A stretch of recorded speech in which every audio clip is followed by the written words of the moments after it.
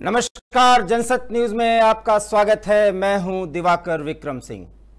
प्रधानमंत्री नरेंद्र मोदी ने आज पंचायती राज दिवस पर देश की विभिन्न ग्राम पंचायतों को वीडियो कॉन्फ्रेंसिंग के माध्यम से संबोधित किया।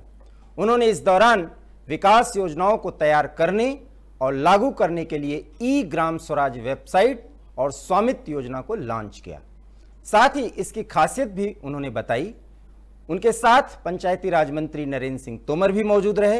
पीएम ने सरपंचों के साथ बातचीत के दौरान कहा कि कोरोना वायरस महामारी ने हमारे जीने के तरीके और हमारे काम करने के तरीके पर एक बड़ा प्रभाव डाला है। इस संकट में तकनीक की वजह से हम एक दूसरे से जुड़ने में सफल रहे हैं और इस तरह की बैठक इसीलिए संभव हो पाई है। पीएम मोदी ने कहा कि कोरोना वायरस ने हमारे रास्ते में बहुत सारी चुनौतियां भेजी हैं, लेकिन हमें जीवन में हमेशा ऐसी स्थिति से कुछ न कुछ सीखना चाहिए। कोरोना ने भी हमें सोचने के लिए बहुत कुछ दिया है और हमारे कार्य करने के तरीके के बारे में बहुत कुछ सिखा भी दिया है। कोरोना संकट के इस समय में हमारे संकल्प की प्रासंगिकता बढ़ गई है। इससे यह बिल्कुल स्पष्ट हो जाता है कि हमें अपने अस्तित्व के लिए केवल खुद पर निर्भर रहना होगा। पीएम ने कहा, भारत के गांवों ने कोरोना वायरस महामारी से लड़ने के लिए सरल अर्थों में सोशल डिस्टेंसिंग को परिभाषित करने के लिए 2 गज दूरी का मंत्र भी दिया है। पीएम मोदी ने कहा कि कोरोना वायरस संकट के बीच सीमित संसाधनों और कठिनाइयों के बावजूद देश के नागरिक कठिनाइयों के आगे झुकने की बजाय इस चुनौती का मुकाबला करने हैं। समस्याएं हैं, लेकिन देश को एक नई प्रतिबद्धता के साथ आगे बढ़ना ही होगा। प्रधानमंत्री मोदी ने इसके साथ ही पूरा भरोसा दिलाया कि गांव हमारी ताकत है और इस ताकत की बदौलत 130 करोड़ की जनता की प्रतिबद्धता और उनके सामने जो चुनौतियां हैं उनके जज्बे के साथ हम आगे बढ़ेंगे, कोरोना को हराएंगे और इस देश को जिस रास्ते पर हम आगे लेकर के बढ़ रहे थे उससे भी आगे लेकर के जाएंगे। और इसमें गांव के लोगों, गांव की संपदा और उसकी संपत्ति एक बहुत बड़ी हमारी धरोहर बनेगी। बहुत बड़ी बात पीएम ने कही और इस पूरे मामले पर एक तमाम तरह से उसके विश्लेषण किए जा सकते हैं, उसके मायने निकाले जा सकते हैं, लेकिन रोजगार से लेकर सड़क और अन्य संसाधनों पर जितना शहर का अधिकार है उतना ही अधिकार गांव का है। प्रधानमंत्री ने कम से कम आज इस वेबसाइट के लॉन्चिंग और ग्राम पंचायतों के प्रतिनिधियों को संबोधित करते हुए जो कुछ कहा है उसके मायने साफ हैं कि अगर यह देश गांव का है तो वो गांव 21वीं शताब्दी का नई चुनौतियों का सामना करते हुए एक ऐसा गांव बनेगा जो देश की ताकत बनकर के, उसकी धरोहर बनकर दुनिया के सामने एक मिसाल पेश करेगा। हमारे साथ इस मुद्दे पर चर्चा करने के लिए ढेर सारे विशेषज्ञ मौजूद हैं। योगेश सोनी जी, राजनीतिक विश्लेषक, आपका बहुत बहुत स्वागत। विपिन शर्मा जी, वरिष्ठ पत्रकार, बहुत बहुत स्वागत। थोड़ी ही देर में हमारे साथ ओपी राय, वीके सिंह और सुनील कौशिक भी जुड़ेंगे। हमको लगता है कि हमारे साथ वीके सिंह साहब भी जुड़ चुके हैं, तो अगर वो जुड़ते हैं तो उन सबका स्वागत। लेकिन हम चूंकि कार्यक्रम शुरुआत कर चुके हैं तो शुरुआत योगेश सोनी जी से करते हैं जो कि राजनीतिक विश्लेषक हैं। प्रधानमंत्री ने आज गांव के मंत्र की तारीफ की और उस मंत्र की बदौलत कोरोना से लड़ाई का अंतिम दौर जीतने की बात कही। कितना बड़ा भरोसा गांव पर जताया है और गांव वालों पर और उस संस्कृति पर जिसका आधार गांव है। योगेश सोनी जी। देखिए दिवाली, प्रधानमंत्री हमेशा गांव, खेत खलियान, इन तमाम चीजों से बातें हमेशा से करते आए हैं, हमेशा से संबोधित इसको करते आए हैं। हमेशा गांव या एक खेतीबाड़ी के प्रति उनका एक अलग सा ही लगाव रहा है। उन्होंने हर मामले पे अपने कहीं ना कहीं इन सब चीजों की चर्चा करी है। जैसा कि गांव के प्रधानों से और पंचायती के ये जो आपके मुखिया और सरपंच, इन लोगों से जो चर्चा करी है कि इनका मॉरल कहीं भी डाउन ना हो। और सबसे पहले देश में ऐसी चीज में छूट की बात हुई तो वो कृषि को लेके, क्योंकि कृषि प्रधान हमारा देश, हमारी देश का सबसे बड़ा व्यवसाय आज भी कृषि है, जिस पे जो हम निर्भर है। तो मुझे लगता है ये मॉरल अप करने के लिए और 2 गज की दूरी तक को बनाए रखने के लिए इसको जो है प्रधानमंत्री ने आज संबोधित करा और उनके अप करा और उनसे उनके विचार जाने और अपने विचार बताए। प्रधानमंत्री की सबसे बात क्या है, चाहे वो मुख्यमंत्रियों से बात करते हैं राज्यों के या खिलाड़ियों से बात करते हैं, किसी भी क्षेत्र के दिग्गजों से या उसके जानकारों से बात करते हैं, हमेशा की भी सलाह लेते हैं और अपनी भी सलाह देते हैं। और सबसे इसमें अहम बात ये रही कि उन्होंने उसमें एक बात ये कही कि जो मजदूर शहरों से या जहां फंसे वहां से वापस आ, तो अब तक जो गांव और कस्बे बचे हुए हैं कोरोना से, कहीं वो संक्रमित ना हो जाए। इस बीच कुछ लोग इस पर राजनीति करते हैं और वो ये कहते हैं कि अगर हमारे वहां के लोग फंसे हुए हैं, हमारे राज्य के फंसे हुए हैं या उसके फंसे हुए हैं या हमारे राज्य या गुजरात के छोड़ दिए, मुझे ऐसा लगता है इन सब बातों के लिए कोई राजनीति नहीं होनी चाहिए, क्योंकि स्पष्ट है कि देश का जो मुखिया होता है वो सबकी रक्षा सुरक्षा के लिए प्रबद्ध होता है। मुझे नहीं लगता कि ऐसा कोई सोचा जाता है कि कोई बीजेपी राज्य है या कोई अन्य राज्य, किसी राज्य में किसी पार्टी की सरकार है तो वो उसके विषय में इतना अंतराल के आधार पर सोचे। तो आज की जो चर्चा रही उसके विषय में जो हमने पढ़ा बहुत अच्छा लगा, और आपने इस मुद्दे को आज डिबेट में, इसके लिए आपका शुक्रिया अदा करता हूं, बधाई भी देता हूं। और ऐसी ही चीजों को हमें जागरूक करना चाहिए, उजागर करना चाहिए, और प्रधानमंत्री के इस तंत्र से खासतौर 2 गज की दूरी वाले को, डिस्टेंसिंग को बिल्कुल गांव की भाषा में समझाई 2 गज की दूरी पर, तो इसने कहीं ना कहीं प्रभावित करा है। उनसे बात करने के बाद उनके अंदर गांव वासियों में, प्रधान मुखियाओं में, सरपंचों में एक तरीके का एक ऊर्जा वाला माहौल था। विपिन शाह जी, अभी भी ज्यादातर गांव हमारे कोरोना की मार से दूर हैं, हालांकि उसके जद में हैं लेकिन दूर हैं। एक बड़ा आधार है कि गांव का जीवन, गांव के लोगों की जीवन शैली, उनका विश्वास, उनके जीवन जीने के तरीके, उनका खान पान वास्तव में एक बड़ा आधार है। अभी भी कोरोना की मार से हमारे अधिकतर गांव दूर हैं। क्या प्रधानमंत्री ने प्रकारांतर से यही समझाने की कोशिश की है और पूरे देश को संदेश देने की कोशिश की है कि भारत का गांव भारत की प्रतिबद्धता, भारत का आर्थिक आधार है जो पहले कमजोरी माना जाता रहा है? क्या यही संदेश प्रधानमंत्री ने देने की कोशिश की है? विपिन शर्मा, देखिए, ऐसा है कि अक्सर आपको मेरी आवाज आ रही है? आप तक मेरी आवाज पहुंची है? जी, आप अपनी बात रखें विपिन।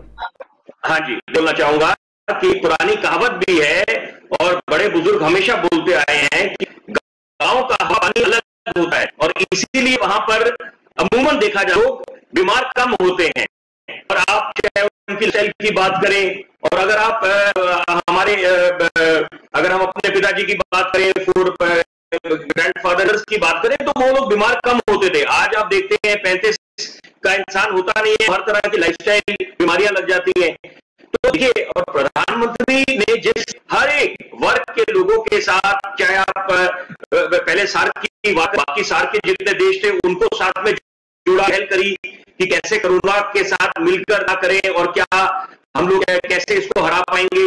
उसी तरह से अगर आज एक संवाद करा, देखिए ग्राम पंचायत के जो सदस्य थे उनके साथ करा तो पहल है, क्योंकि उससे एक संदेश अच्छा जाता है। उनको आपने एक तरह से शाबाशी दी कि आपने सोशल डिस्टेंसिंग का पालन करा और उन्हीं की जुबान बात करी कि लोग आपने बना के रखी, है बड़ी सराहनीय बात है। विपिन, उन परिस्थितियों में सोशल डिस्टेंसिंग को मजबूत किया है, मेंटेन किया है गांव के लोगों ने, जब फसलों की कटाई का दौर चल रहा था और खलिहानों से अनाज जो है घर और मंडियों तक पहुंचाए जाने की एक बड़ी चुनौती थी। प्रधानमंत्री जी ने इस कारांतर से डायरेक्ट इनडायरेक्ट एड्रेस किया है। वीके सिंह साहब, आप हमारे इस प्रोग्राम में जुड़े हैं, बहुत बहुत स्वागत। क्या कहना चाहेंगे? प्रधानमंत्री ने बहुत जता दिया है अपने गांव पंचायतों और उनकी जीवन शैली पर, चाहेंगे आप? जी, बहुत बहुत धन्यवाद दिया। देखिए, गांव जो होता है वो हमारे देश की पहली या यूं कह सकते हैं छोटी इकाई है, और गांव जो भारत जो देश है वो गांवों में ही बसता है, ऐसा पहले से ही माना।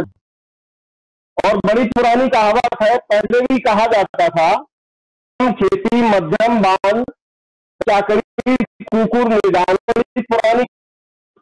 तो ये जो प्रधानमंत्री जी ने जो पहली बार सीधे गांवों की तरफ रुख किया, गांवों के प्रधान जो है इस चुनावी के दौर उनकी कार्यशैली शैली के वीके आपकी आवाज में थोड़ी समस्या आ रही है। मैं आपसे फिर ये करूंगा, आप अपने सवाल को और ज्यादा उसको संभाल सकते हैं। तब तक ओपी राय, आपका बहुत बहुत स्वागत। आप हमारे प्रोग्राम में थोड़ी देर से जो सवाल ये है कि पंजाब, हरियाणा और हिमाचल की राजनीति और वहां क्रम और वहां की गांवों की जीवन शैली पर आप बहुत ही पारखी नजर रखें। प्रधानमंत्री ने जिस तरह से आज गांव के लोगों को संबोधित किया, ग्राम पंचायत के तौर तरीके पर जिस तरह से उन्होंने पूरा विश्वास जताया, उसकी तारीफ की, उस आप क्या कहना चाहेंगे कि वास्तव में प्रधानमंत्री संदेश देना क्या चाहते थे? देखिए दिवाकर जी, जिस तरह से पीएम ने बात की और सारे जो सरपंचों से बात की, उन्होंने पठानकोट में एक जिला है पंजाब में, उनसे भी उन्होंने बात की, बिहार की बात करें, महाराष्ट्र की हरियाणा की बात करें, तो एक तरह से कहा जाए तो जो देश की सरकार चुनी गई है, तो वो सरकार चुनने में गाँवों का जो बहुमूल्य योगदान है, क्योंकि आज भी जो पूरे देश की आबादी वो तकरीबन 70% गांव में बसती है। 30% ही कहिए बड़े शहरों में या जो छोटे शहर हैं उनमें, लेकिन जिस तरह से गांव आज मॉडर्नाइज होते जा रहे हैं हमारे, मैं उदाहरण दूंगा पंजाब का और हरियाणा का, जो इन गांव में जो सुविधाएं बढ़ रही हैं और जो सड़कों से अगर 30 किलोमीटर दूरी पर एक शहर है और उसको जोड़ दिया गया है, तो आज का गांव में भी लोग रहना पसंद कर रहे हैं। बात जो अभी ये कोरोना महामारी की बात चल रही है और जिस तरह से पीएम किया, क्योंकि जिस देश की 70% आबादी गांव में रहती है, अगर वहां ये संक्रमण फैलता है तो आप समझ लीजिए कि कितना नुकसान। जिस तरह से जो गांव में एक आपसी प्रेम होता है, आप चंडीगढ़, बेंगलोर की बात करें, मुंबई की बात करें, वहां एक फ्लैट, आप नोएडा में रहते हैं या गांव में, वहां आपके फ्लैट के बगल वाले फ्लैट में कौन रहता है आपको मालूम नहीं है, लेकिन गांव की हाल है, एक लोगों का जो मिलने का जो समय होता है, चाहे सुबह का हो चाहे शाम का हो, बैठक होती है। आज का जो मौजूदा जो मॉडर्न दौर आ गया, उसके बावजूद भी पहले लोग शाम को बैठ के रेडियो सुनते थे, चर्चा करते थे कहीं चबूतरे पर, अब वो टीवी के माध्यम से भी जुड़ते हैं। तो इन चीजों से अगर कोरोना, अगर कहा जाए कि सोशल डिस्टेंसिंग को समझाने का प्रयास किया है और पंच सरपंच हैं उनको जागरूक करने का पीएम का सीधे संवाद किया उन्होंने। आप जागरूक ज्यादा से ज्यादा लोगों को करें कि ये एक बहुत बड़ी महामारी, और सबसे बड़ी बात जहां आज अमेरिका जैसे विकसित राष्ट्र में 50,000 लोगों, वहां भारत में मात्र 718 लोगों की मौत हुई है इस कोरोना से। और सबसे बड़ी बात, हमारे यहाँ जो है तकरीबन 23,000 जो मामले हैं अभी संक्रमण के आ रहे हैं, जिसमें कई ठीक भी हुए हैं और उनके प्लाज्मा से लोगों का इलाज भी हुआ। एक तरह से अगर सीधे गांव के पंच सरपंच से पीएम ने जिस तरह से हमारे जो ग्रामीण विकास मंत्री थे तोमर साहब, उन्होंने किया, ये अच्छी पहल है, क्योंकि अगला जो स्टेप है, अगर लॉकडाउन खुलेगा तो शहर से लोग गांव में जाए, तो मजदूर फंसे हैं, अगर उनको भी ये एक सोशल डिस्टेंसिंग हो, और हाथ धोने की बात है, गमछा, आपको मालूम है कि पीएम खुद गमछा पहन रहे हैं। ओपी, आप अहम बात कह दी है। ओपी, मैं आपको रोकना चाहूंगा।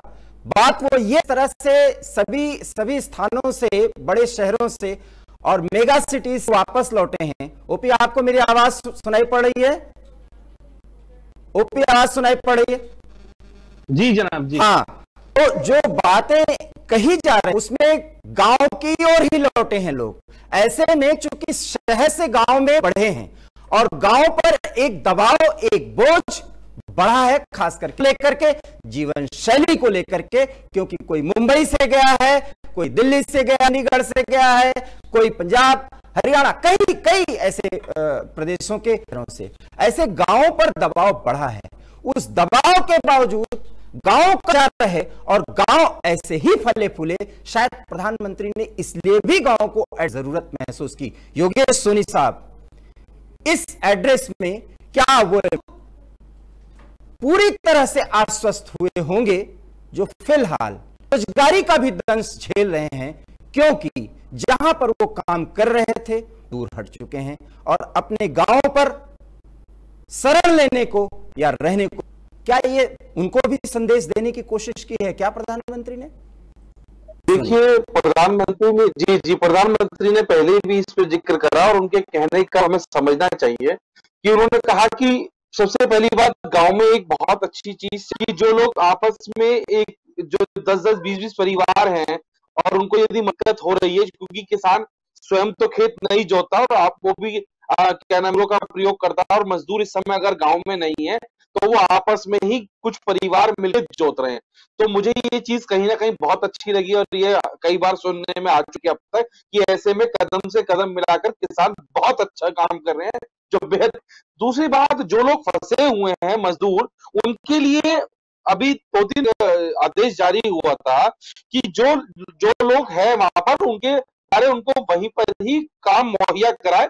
और देखिए, जो रहतो आने की जो समस्या है, ये प्रशंसा है हमारे देश की, एनजीओ की और समाजों की, जिन्होंने खाने की किसी प्रकार की कोई आपत्ति नहीं आने दी देश में।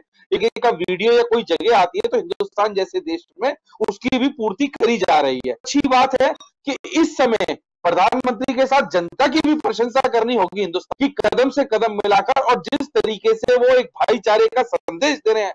यहाँ हमारी समझदारी और हमारी जो प्रशंसा WHO ने की है स्तरीय स्तर पर, वो कहीं ना कहीं हमें समझ में आती है कि हम इस समय गए हैं, या जो प्रधानमंत्री जो दिशा निर्देश दे रहे हैं और उसका हम अमल वो कहीं ना कहीं हमारी बेहतरी के लिए ही है।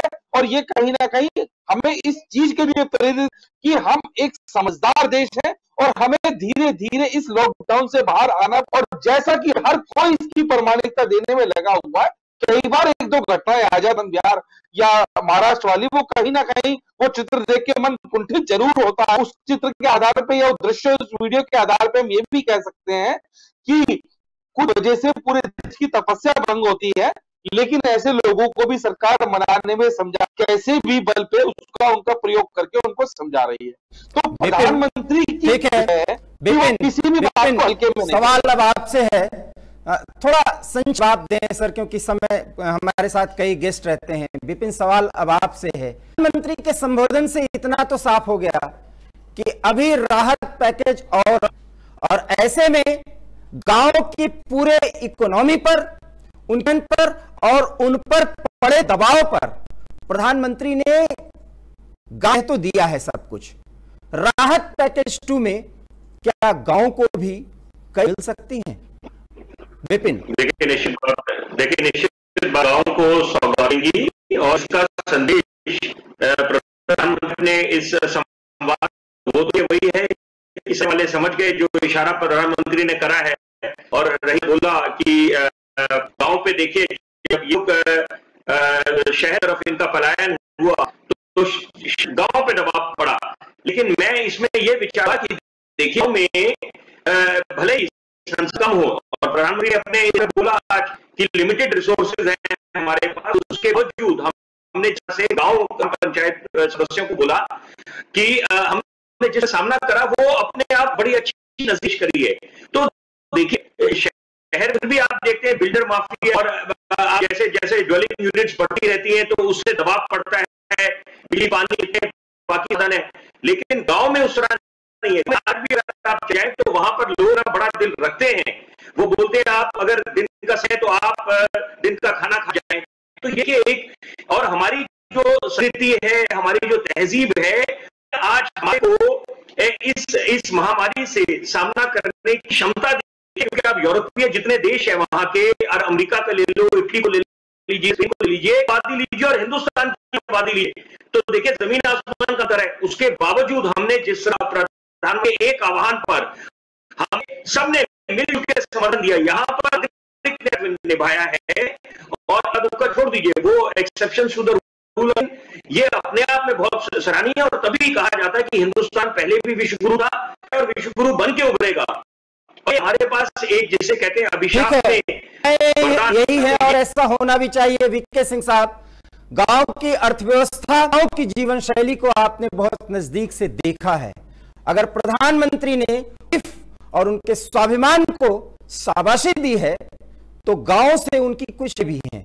ऐसे में प्रधानमंत्री ने यह भी कहा है कि गांव की जो संपत्ति है पूरे आधुनिक संसाधनों से उसको रेखांकित किया जाएगा ताकि हर संपत्ति का उचित फायदा मिले। किस तरह से गांव की अर्थव्यवस्था करने की योजना का प्रधानमंत्री ने संकेत कर दिया है, इसके मायने क्या है विकी? दिवाकर साहब, मैंने अभी पहले भी बोलना शुरू किया, मैं आपको पहले भी बता रहा था कि ये बात सही है, भारत जो देश है वो अच्छा है। और अभी हमारे साथी पत्रकार साहब ने भी ये कहा कि देश की 70% गाँवों में होती है। और वैसे भी जो हमारे देश की जो अर्थव्यवस्था, रीढ़ की अगर हड्डी भी कहें तो भी गाँव ही है, चाहे वो शहर की अर्थव्यवस्था हो या गाँव की, देश की अर्थव्यवस्था की बात करें, चाहे वो मजदूर में शहरों की तरफ आते हैं, तो क्योंकि जहां पे मजदूर नहीं वहां पे देश का विकास हो ही नहीं।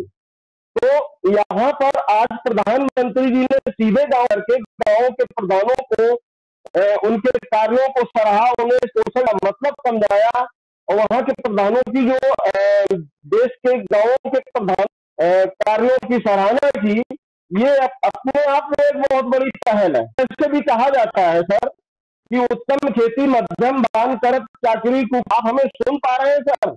इस तरह से आप अपनी बात देश का, जी आप सुन पा रहे हैं? हाँ, मैं ये कह रहा था, खेती जो होती है हमारे देश से उत्तम व्यवसाय पे माना जाता है, और प्रधानमंत्री जी ने खेती को एक उत्तम तकनीकी या सुविधाएं देने की बात करके देश के समूचे देश के विकास की बात कर डाली है एक तरह। ठीक है, मैं आपको यहां फिर रोकना चाहूंगा।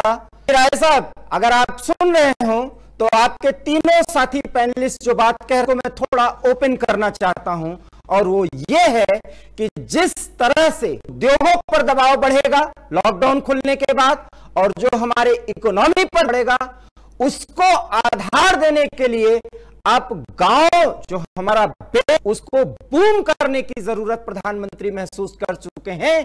इसी मुदन में गांव की जय हो का नारा एक तरह से प्रधानमंत्री, क्या कहना चाहेंगे आप कि अगर प्रधानमंत्री की ये अपेक्षा है तो स्तर पर तैयार हैं? तो बिल्कुल, गांव अगर कहा जाए तैयारी की जो बात कही जा रही है, और जिस तरह से जो उन्होंने कहा कि उनकी संपत्ति है, लेकिन उसका अगर कहा जाए उनको मिल पाता है, जिस तरह जमीन है उनके पास कागजात नहीं है या उस पर वो काम नहीं कर पाते, और उसका एक प्रमाण वो देने की भी बात कही गई है। जिसे अगर मान लीजिए अगर से लोन की जरूरत है या कुछ भी, तो उसमें उनको मिलेगा। साथ ही साथ कहा जाए कि जिस तरह से अभी जो माहौल चल रहा है, ये दिवाकर जी 3 तारीख लॉकडाउन है, लेकिन अभी इसके बढ़ाने की मांग की जा रही है कि जो है जनधन की जो है हानि कम हो। जन मतलब लोग, धन मतलब हमारी तो जो मानव है वही संपत्ति है हमारे देश की जो जनता है। तो उसके लिए गांव को जागरूक करने की बात है। और कहा जाए कि इस देश का जो गांव ही भरता है दिवाकर जी, ये आप भी जानते हैं, मैं भी ग्रामीण इलाके का, भले ही यहाँ नौकरी हम कर रहे हैं, आप भी हैं, लेकिन आप भी जुड़े हुए हैं अपनी से। तो एक तरह से गांव की ही जिम्मेवारी है कि बड़े बड़े शहरों के लोग जो करते हैं, वो भोजन आता है वो गांव की मिट्टी से, और जो गांव के किसान हैं, मजदूर हैं, मेहनत से। रही बात कि जिस तरह से मजदूरों का पलायन होके और जो सारा था, और जो इस लॉकडाउन में देखा जाए कि बिल्कुल वो इतना वो अपने गांव का प्रयास कर रहे हैं, अभी भी जा रहे हैं। तो अब इससे निपटने के लिए कि अपने गांव में ही इस तरह से आर्थिक रूप से मजबूत हो और उनको वापस शहर आने की, बिल्कुल वापस आने की क्या जरूरत है। एक ऐसी स्थिति में ही ला दिया, शहरों पर बोझ बढ़े और जो गांव उजड़े हैं। बहुत अहम बात ओपी राय आपने कही है, चर्चा का बहुत मुद्दा है कि गांव न उजड़े और शहरों पर दबाव न बढ़े।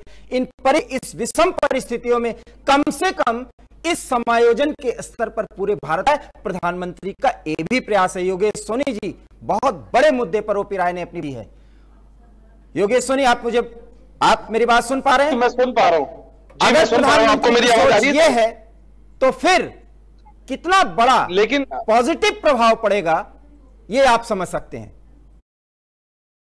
जी, मैं इस पे दिवाकर जी ये कहना चाहता हूँ। हेलो, आवाज आ रही है? बोलिए, आप बोलिए, अपनी बात बहुत अच्छे से आ रही है आवाज। हाँ हाँ सर, ऐसा है कि ये तो ठीक है, मैं सर की बात से, भाई साहब की बात से बिल्कुल संतुष्ट हूं। यदि मजदूर शहरों से चला जाएगा तो शहर की भी जो तरक्की है या जो डेवलपमेंट है वो भी रुक जाएगी। अगर हम केवल राष्ट्रीय राजधानी दिल्ली के आधार पर चर्चा करें, यहाँ का रहने वाला कोई नहीं है और यहाँ पर जो मजदूर है वो आपको पता है कि बिहार और उत्तर प्रदेश से है अधिकतर जो मजदूर है, फिर उसके बाद राजस्थान का थोड़ा सा नंबर आता है। तो मुझे लगता है कि वो जो चीज है कि वो डेवलप करी जाए और गांव का आदमी गांव में ही रहे, ये बहुत अच्छी बात है। लेकिन रोजगार के लिए और आगे चीजों के लिए शहर में भी मजदूर भाइयों की जरूरत पड़ेगी। तो मुझे लगता है कि इस चीज का कोई निर्णायक स्थिति है इसमें आने से पहले हमें कई मंथन, कई चिंतन और कई जो है चीजों की जरूरत है कि उस पर हम पहले समझें, फिर उस पर हम चर्चा करें। क्योंकि देखिए, ये कुछ समय की स्थिति है जो बिगड़ी है और ये आप भी जानते हैं कि बाहर शहर के बिना निकले एकाएक काम नहीं चलता। कृषि पर आप कितना निर्भर हैं क्या? भाई देखिए, हर आदमी के पास इतनी जमीन नहीं है। गांव का मतलब हर कोई, किसी के पास उतनी जमीन नहीं है। ऐसे भी अधिकतर लोग हैं जिनके पास 1 या 2 बीघा अपने जीवन संचालन के लिए है। अगर उसको भी अगर हम देखें तो उस 2, 4, 5 बीघा से अपने पूरे जीवन का निर्वाह नहीं कर सकता, अपने परिवार नहीं कर सकता। तो कई सारी चीजें हैं, कई एंगल दिवाकर जी ये निकल जाएगी, क्योंकि इस समय हम अज्ञात शत्रु और अदृश्य शत्रु से लड़ रहे हैं, पूरी दुनिया परेशान है। और ये हमारे साथी मित्र ने बताया था कि जहां विकसित देश है, जो देश पूरी विश्व को अपनी शक्ति मानते हैं, वो तक परेशान है। तो ये हमारा समय है, ये भी निकल जाएगा। तो मुझे लगता है कि अभी थोड़ा सब्र की जरूरत है और किसी भी आकलन के आधार पे हम तभी पूरा अंतिम निर्णय सुनाएंगे जब तक चीजें अपने आप में सेटल नहीं लगता है कि आपने इसको जो कहना चाहा है, और मैं कम से कम ओपी से इस बात से सहमत हूं कि गांव जो उजड़े हैं वो बस जाएं, क्योंकि हम सभी गांव से जुड़े हुए हैं। गांव के गांव खाली हो जाते हैं, सब शहरों में आते हैं कमाने के लिए, और किस तरह का जीवन उनको जीना पड़ता है। न गांव आबाद हो रहा है न शहर। बहुत बड़ी बात ओपी ने कही है। और जहां तक मजदूरों की आवश्यकता है, तो अगर एक सीमित मात्रा में हर जगह मजदूर पहुंचेंगे तो उनका क्योर ज्यादा बेहतर होगा और उनके मजदूरी और उनका रहन सहन भी बहुत बेहतर हो सकेगा, इसलिए कि गांव भी मजबूत हो जाएं, जैसी की अपेक्षा है इस समय में। शायद ओपी राय यही कहने की बात कर रहे हैं। हाँ ओपी जी, आप बोलिए, कुछ कहना चाह रहे हैं जी। देखिए, जो मजदूरों की है, जो गांव से आ रहे हैं और जो उनका अभी सोशल डिस्टेंसिंग की बात कही जा रही है, अगर वो कहीं चंडीगढ़ में, हरियाणा में कई फैक्ट्रियां, पंजाब में अगर देखा जिस तरह से, या दिल्ली में रह रहे हैं, तो जिस एक कमरे में 5-5, 6-6 लोग रहते हैं, 3000 का कमरा लेकर, और जिस तरह से जो जीवन उनका तरह से कहा जाए नारकीय है, और जो झुग्गी बस्तियों में रह रहे हैं अपने परिवारों को लेकर, गांव से वो यहाँ लेके जाते हैं कि यहाँ हम अपने बच्चों को पढ़ा लेंगे, मजदूरी कर लेंगे सारा।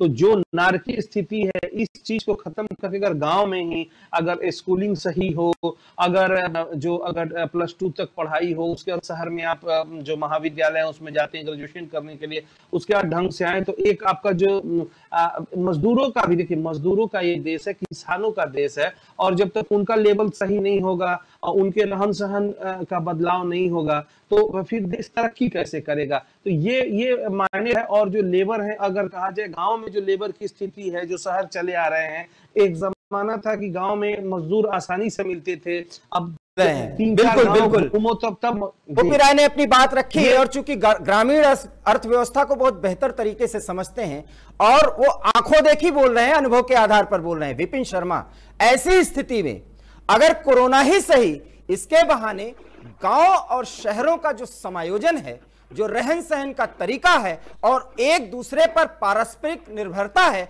अगर उसमें संतुलन बन जाता है, तो इसी के बहाने ही सही एक बहुत बड़ा आधार भारत के आर्थिक विकास को मिल जाएगा। क्या आप मानते हैं?